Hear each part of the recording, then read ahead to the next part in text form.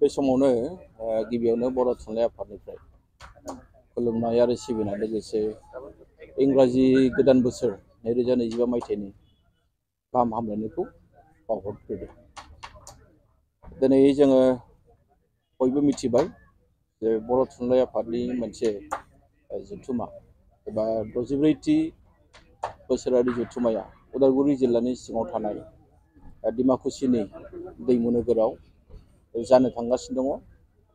नैबे बोहैथि दाननि 9, 10, 11, 12 अक्ट'आव आरो बिनि थाखाय बानजाय आफादा खामानि मावदों। दिनै जोङो नुनो मोनदों जे खामानिया गोबां आवगायबाय। 80% बारा गासैबो खामानिया फ्राय आवगायजोब्बाय। बेयो जोंनि थाखाय जोबोद थुलुंगाखांथाव आरो रायजो राजाफोरनि थाखायबो जोबोद मोजां रादाब। दा दिनै जोंहा बर' थुनलाइ आफादनि जोबथा मिरुनि मावफुं आफादनि जथुमा दङमोन। मैया जोंहा केबिनेट जादों आरो बे जथुमानि गेजेरजों बर' थुनलाइ आफादा जोंहा हारिनि माखासे जेंना जेंसि, जोंनि रावनि, जोंनि थुनलाइनि, जोंनि बिजोंनि, जोंनि फोरोंगिरिफोरनि, जोंनि फरायसाफोरनि गासैबो थाखोनि फरायसालि, नोङो गुदिनिफ्राय गेजेरनिफ्राय गोजौनिफ्राय आरो लोगोसे जोंहा फरायसालिमा, मुलुगसोलोंसालि गासैबो बिथिङावनो जोङो बाथ्राखौ सावरायदों। आरो बेजों लोगोसे जोंनि हारिनि रावा जिहेतु दिनै भारत हादरनि मोनसे राव, भारत संबिजिरनि बियो दिनै 90 फारियाव थिसनजानाय मोनसे राव, बेनि सायावबो जों दिनै सावरायदों गोथौ आरो गुवारै। दा बेजों लोगोसेनो जिहेतु जोंहा बर' थुनलाइ आफादनि बे हाबाफारिया जोबोद गाजा गोमजायै जानो थांगासिनो दं। बेवहाय बायदि बायदि हाबाफारि जोंहा दङ। दा जोङो गिबि सान 9 जानुवारियाव जोंहा जिल्ला थुनलाइ आफादफोरनि बेवहाय उदालगुरि जिल्लानि आरो लोगोसे उदालगुरि जिल्ला आबुनि बेवहाय जथुमा जागोन आरो बिनि अखानायैनो जोंहा मिरुनि थुनलाइ आफादनि जोंनि हाबाफारिया जुरिजेनगोन। दा बे गिबि हाबाफारियाव जोंहा जायफोर सुबुंफ्रा बर' राव गोरों, गुबुन हारिनि बर' राव गोरों बिथांमोनखौ लानानै जोङो मोनसे सावरायमेल जों बेवहाय लादों आरो बेवहाय जोंहा गोबां जोंनि जायफ्रा बर' राव गोरों बिथांमोना बेवहाय बाहागो लागोन आरो बे हाबाफारिखौ बेखेवनानै होगोन जोंनिनो मानजाथाव बे बानजाय आफादनि आफादगिरि श्री बिस्वजित दैमारि, जाय सुबुङा जाय गेदेमा सुबुंनि नाजानायावनो दिनै बे बर' थुनलाइ आफादनि 64थि बोसोरारि जथुमाया मोनसे जारिमिनारि महर मोननो थांगासिनो दङ। आरो बेजों लोगोसे जोंहा गोबां हाबाफारि दङ। जोंहा बेवहाय खन्थाइ जथुमबो जागोन। दा बेनि अखानायै जोंनि बर' थुनलाइ आफादनि जेनोखि 10 जानुवारियाव जानो गोनां जि हाबाफारि, बे हाबाफारियाव जोंनि आसामनि रायजो बेंगिरि बिथाङाबो बाहागो लागोन। आरो बेल' नङा, जोंनि गोबां भारतनि मन्थ्रि बिथांमोनाबो बेवहाय बाहागो लाफैनायनि बाथ्रा। बेजों लोगोसेनो जोंनि गुबुन गुबुन आयदायाव जोंहा बेवहाय सावरायमेल दङ। जोंनि जायफोर बर' फिसाफ्रा IAS, IPS साख्रि मावनानै दङ बा जायफ्रा आजिरा मोनबाय बिथांमोनाबो बेवहाय बाहागो लागोन। बेबायदिनो बर' थुनलाइ आफादनि हाबाफारिफ्रा जोबोद गाजा गोमजायै जालांगोन, बेखौ जोङो मिजिंथिनो हायो। दा बे समाव आं दिनै नोंथांमोननि नैबे मिडियानि गेजेरजों नैबे बाथ्राखौसो आं फोसावनो लुबैदों जे बर' थुनलाइ आफादा बोसोरफ्रामबो जोंहा माखासे बान्था होयो। बे बान्थाखौ जों दिनैहाय थिरां खालामबाय, सोरनो होगोन सोरनो होआ बेखौ जों दिनै थिरां खालामबाय आरो बेखौ नोंथांमोननि मिडियानि गेजेरजों आं बे समाव फोसावनो थाखाय थागथियारि जादों। दा जोंहा गिबियावनो जोंहा रांसार थुनलाइयारि बान्था, बे रांसार थुनलाइयारि बान्थाखौ मोननो हादों थरायना सहायसुलि ब्रह्म। बिथाङा जाबाय दतमानि क'क्राझार जिल्लानि आरो बिथाङा बिथांनि खन्थाइ आदार, बिनि थाखाय बिथाङा मोननो हादों। नैथियाव मोननो हादों समेश्वरी ब्रह्म थुनलाइयारि बान्था आरो बेखौ मोननो हादों श्री गंगाधर रामसियारि, सिलपुखुरि गुवाहाटी। बिथाङा गावनि जि सुंद' सल' हाग्रामा दालां सेर, बे बिजाबनि थाखाय बिथाङा मोननो हादों।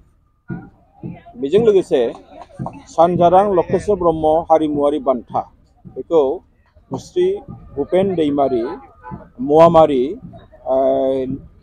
बेवहाय गवालपारा लेला, बेनिफ्राय बिथाङा मोननो हादों आरो बिथांनि जेनोखि खामानि मावनाय बर' हारिमुनि फोथाराव गोबांथार बिहोमा होनायनि थाखाय बिथांनो बे बान्थाखौ होनाय जादों। बेनि उनावहाय हाब्रागाद बान्था बेखौ मोननो हादों कनक रामसियारि। बिथाङा बादुलिपारा बर'मा बाक्सानि आरो बिथाङाबो बर' हारिमु फोथाराव गोबांथार बिहोमा होनायनि थाखाय बे बान्थाखौ मोननो हादों। सेरबां सुबुं बिहुराम बर' थुनलाइयारि बान्थाखौ मोननो हादों देग्लाय मुस्रि रत्नेस्वर बसुमतारी। बिथाङा गुवाहाटी नुनमाथिनि आरो बिथांनि जेनोखि थुनलाइनि फोथाराव गोबांथार बिहोमा होनायनि थाखाय बे बान्थाखौ बिथांनो होनाय जादों। बेनि उनावहाय फैदों राजेन्द्र लाल नार्जारी थुनलाइयारि बान्था आरो बे बान्थाखौ देग्लाय गिबि खेबनि थाखाय होनाय जागोन। बेखौ देग्लाय होनाय जादों गिबि खेबनि थाखाय प्रफेसर स्वर्णप्रभा सैनारि। बिथाङा गुवाहाटी मुलुगसोलोंसालिनि जिहेतु बिथांनि बिहोमाया बर' राव बर' थुनलाइनि फोथाराव गोबांथार दङ, बेखायनो प्रफेसर स्वर्णप्रभा सैनारि बिथांखौ बे बान्थानि थाखाय सायख'नाय जादों। बेनि उनाव दङ फरायसा थुलुंगा बान्था। 2024 मायथाइनि मेट्रिक आनजादाव बर' बिजों फरायनानै बर' आयदायाव बयनिख्रुइबो बांसिन नाम्बार मोननो हानाय बेवहाय सानै फरायसा मोननो हादों। बेयाव जाबाय थरायना दैजिरि बसुमतारी, बिथाङा देउरिगाव रौता उदालगुरिनि, आरो सासेया मोननो हादों मुस्रि बिरफुं गयारी बल्लामगुरि गसाइगाव। आरो बिथांमोना 2024 मायथाइनि मेट्रिक आनजादाव बर' आयदायाव 100 जौखोन्दो मोननानै उथ्रिनो हानाय फरायसा। बेजों लोगोसे सुबुंथिनि थान्दै मुंख्लं बिनेस्वर ब्रह्म मावरिया हावरिया फरायसा थुलुंगा बान्था 2024 मायथाइनि बे बान्थाखौ मोननो हादों थरायना बिदां मोसाहारि हल्थुगाव क'क्राझार जिल्लानिफ्राय बिथाङा मोननो हादों। बिनि उनावहाय हांमाश्री ब्रह्म फरायसा थुलुंगा बान्थाखौ मोननो हादों मुस्रि लुकास बर' भगतपारा उदालगुरि आरो बिथांनि बान्थाया जाहैबाय जौसिन फरायसालिनि जोबथा आनजादाव बर' आयदायाव बयनिख्रुइ बांसिन एबा 97 जौखोन्दो मोननो हाना आसामनि मादावनो गासै 465 मोननो हानाय फरायसा। दा बे जाबाय बर' थुनलाइ आफादनिफ्राय देग्लाय जायनो बान्था होगोन बे बान्थाखौ नोंथांमोननि गेजेरजों फोसावनाय जाबाय। आरो बेजों लोगोसे देग्लाय बर' थुनलाइ आफादा गासै गां 16 बिजाबफोर जोङो दिहुनदों आरो बेखौ जों बेवहाय फोसावनाय जागोन। बेखौ जोङो बेखेवगोन 10 जानुवारिनि जोंनि हाबाफारिनि गेजेरजों। आरो बेखौ बेखेवना होगोन आसामनि जोंहा मानिजाथाव मन्थ्रि उरखाव ब्रह्म बिथाङा। दा जोंहा मा बिजाब जों दिहुननो लादों आं बेखौ नोंथांमोननि मिडियानि गेजेरजों मिथिहोनो थाखाय आवगायदों। जोंहा आबौ खबाम राजा पार्ट 2 बे बिजाबखौ जों देग्लाय दिहुनबावगोन। आरो बेखौ लिरदों उत्तम चन्द्र केरकेटारि। बिथांनि लिरनायखौ सुजुनानै बे बिजाबखौ दिहुननाय जादों। थावख्रि लुनाय ना गुरनाय आरो गोबां बेखौ लिरदों मुस्रि मुकुट प्रसाद बर' बिथाङा। आवसारि बेखौ लिरदों गपिनाथ बरगयारी।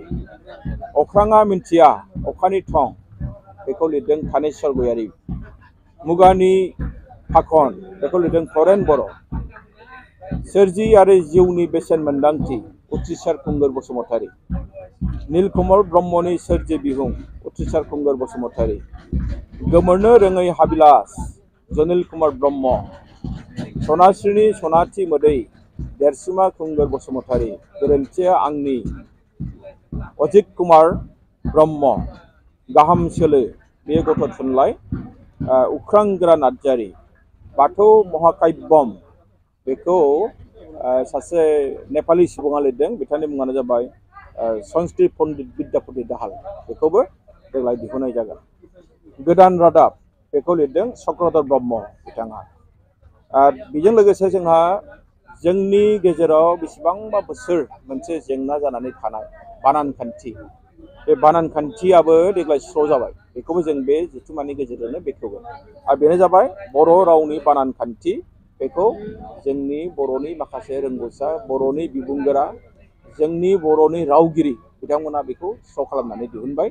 बेबो बेवहाय सेबखांजानानै बेखेवजागोन। बे मोनसे जोंनि थाखाय जारिमिनारि।